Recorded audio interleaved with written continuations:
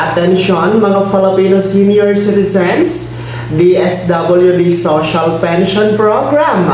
Hindi ka pa ba kasama dito? Paano nga ba sumali at makatanggap ng 1,000 piso monthly pension?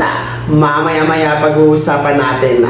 Hello mga ka-vlogs! Welcome dito sa aking YouTube channel. Magandang araw po sa lahat ng mga manonood.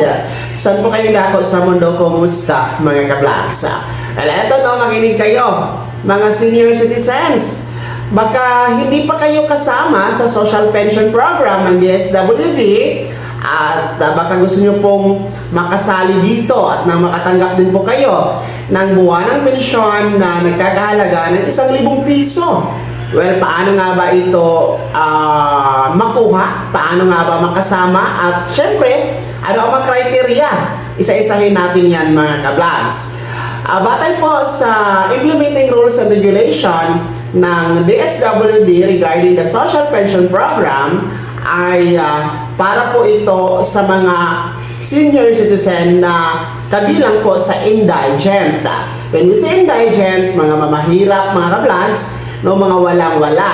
And meron pong 4 na criteria, no, batayan na ma-identify natin na ang isang senior citizen ay isang indigent at dapat mapabilang sa social pension program.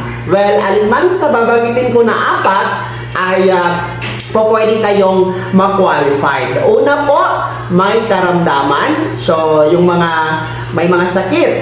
Pangalawa, may kapalisanan o mga PWD, no? Mga persons with disability.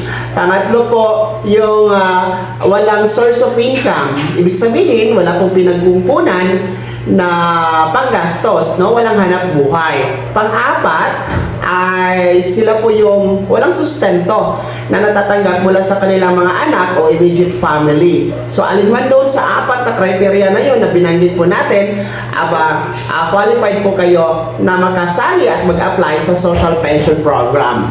Magkano ba ang makukuha dito kung kayo ay mapabilang sa social pension program ng DSWD? Well, nagkakahalaga po ng 1,000 pesos monthly ang inyo pong makukuha. Pero ang payout nito is every 3 months or by quarter mga ka-vlogs na nagkakahalaga po ng 3,000 piso. And sa isang taon, meron tayong 4 na quarters. So, ibig sabihin, 4 times 3 ay may kabuuang 12,000 pesos ang makukuha ninyo sa bawat taon sa ilalim ng DSWD Social Pension Program. So, ganun lang naman kasimple, no, ang criteria. Paano nga ba mag-apply? Well, pwede kayong magpalista sa inyong barangay Senior Citizen Association, no? Kung meron pong bakante sa inyong barangay, kasi kapag puno kasi, kailangan natin mag-antay na merong vacant para kayo ay masama sa line-up o master list mga ka-vlogs, no?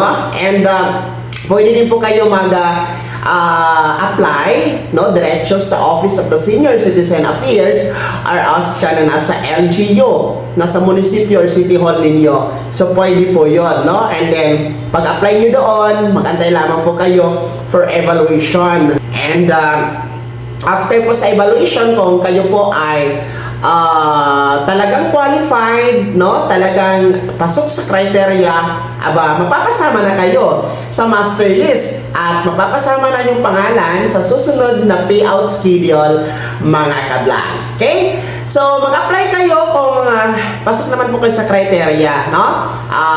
Na mga indigent senior citizen. Basta ang tandaan talaga, hindi po pwede dito yung may mga SSS pension, GSIS or PVAW pension, hindi po kayo kasama. Yung mga tumatanggap po ng honorarium, may mga trabaho na senior, hindi po pwede sa social pension. No, yung may kaya sa buhay, may mga negosyo, may mga sustento mula sa anak, no?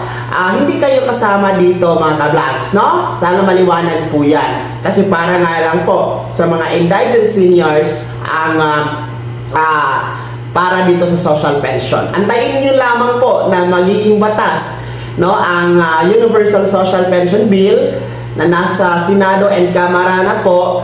Dahil yun, lahat na po kasama, wala na pong indigent, no? Basta senior citizen, kasama na po. Pero sa ngayon ay panukala pa lamang, nasa Senado at Kamara pa po ang Universal Social Pension Bill. So sa ngayon, ang social pension ay nasa ilalim pa ng pamumuno at pamamahala ng Department of Social Welfare and Development or DSWD. So ito ay hindi pa po hinawakan ng NCSC. Nasa DSWD pa ito, mga kablanks. At yan po ang latest update para po sa social pension program ng DSWD.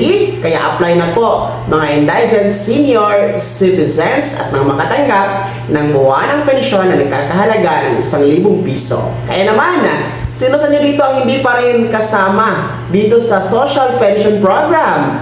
Sino sa inyo dito ang mga nag-apply na? No? Pero wala pa pong resulta, no? Ibahagi niyo po sa comment section na nasa baba, pakilagay ng buong pangalan at kung taga saan kayo.